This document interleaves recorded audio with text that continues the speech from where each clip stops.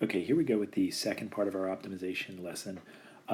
These are two examples where the mathematics is fairly straightforward. I wanted to get a little bit more practice with some straightforward problems before we go into maybe optimization part 3, where we get some more complicated versions of maximizing or minimizing certain situations.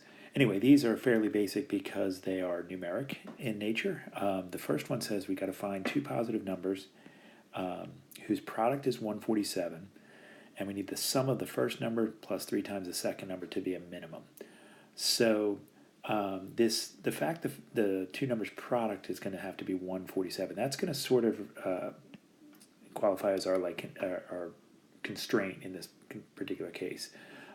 Because if we wanted to just have the sum of one number plus 3 times the second number to be a minimum, we just pick two really small numbers, and then that would certainly be a minimum value. But we need those two numbers to have a product of 147. So let's say that our two numbers are x and y, and we know that x times y has to be 147.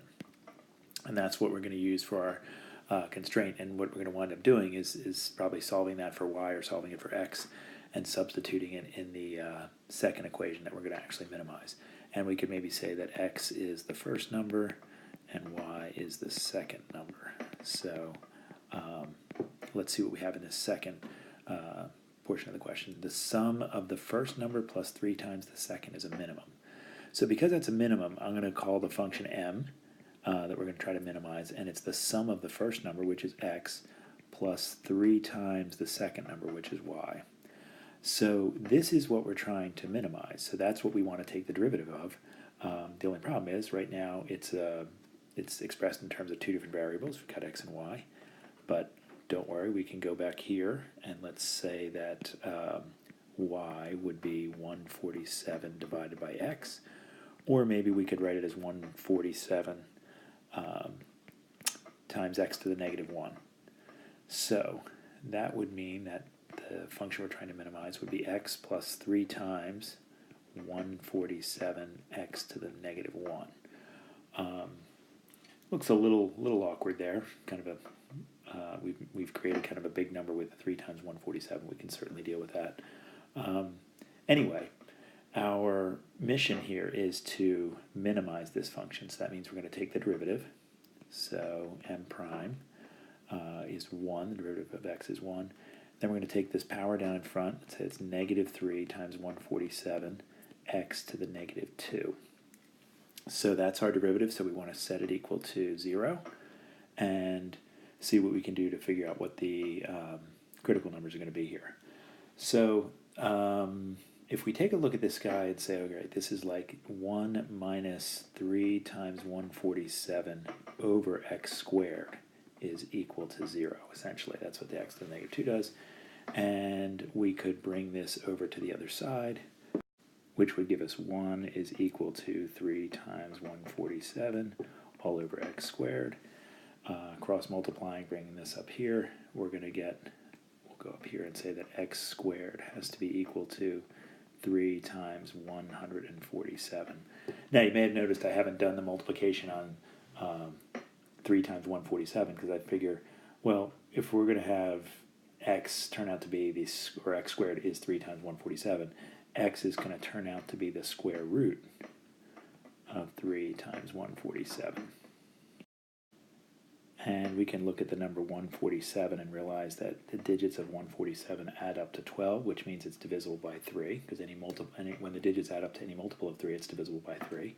So we could write 147 as 3 times 49 and realize that we now have x as the square root of 9, which is 3 times 3, and the square root of 49, which is 3 times 7, which is 21. So there's a sneaky way that we figured out what the square root of 3 times 147 was without ever multiplying 3 and 147. So there's our critical number. Let's take a look and see if that's going to turn out to be a max or min. Notice I haven't checked any endpoints. It does say the numbers have to be positive, but I have a feeling that when we do the second derivative here, if we were to look at m double prime to see about the concavity of this thing, that would be the derivative of this quantity right here.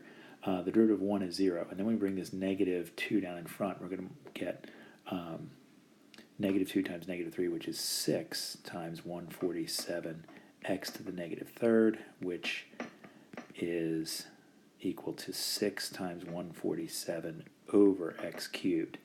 Now, if you think about the concavity there, putting in any positive number here would yield a positive second derivative. In other words, the numerator is 6 times 147. It's a positive number. If the denominator is positive, that means the whole thing's going to be positive. And if it's all positive, then that function is going to be concave up for all positive values of x. And if it's concave up for all positive values of x, but we know the slope is 0, I guess we should say m prime is 0 at x equals 21, we know that that's going to represent a minimum. So there we go. We found out the number is 21, and I guess we should find out the other number, which is 147 divided by 21. And let's see, I think that's going to be 7. 7 times 21 is 147. So our two numbers are x equals 21 and y equals 7. So there we go with a nice basic example. It's very numeric and fairly straightforward. So this second example that we're going to do is similar in that we have a constraint equation and we have something that we're trying to maximize this time, but a little bit of a different feel. Now we've got to find two positive numbers where the sum of the first plus 2 times the second is 108. So that's going to be our kind of restraint here, and then the product is a maximum. So if we call our two numbers, x and y, and again I'll say x is our first number and y is our second number, and we could say that the product is a maximum. So the thing that the product of those two, I'm going to call it p, x, y, we want that to be maximized. So I'm going to figure out what our constraint is here, and it looks like the sum of the first number plus 2 times the second number has to be 108. So if we want to get a letter by itself, one of our two variables by itself, I guess we could, it doesn't really matter which one we do. Why don't we get x by itself? That would be pretty easy, because we could just say x equals 108 minus 2y and not have to carry any fractions around.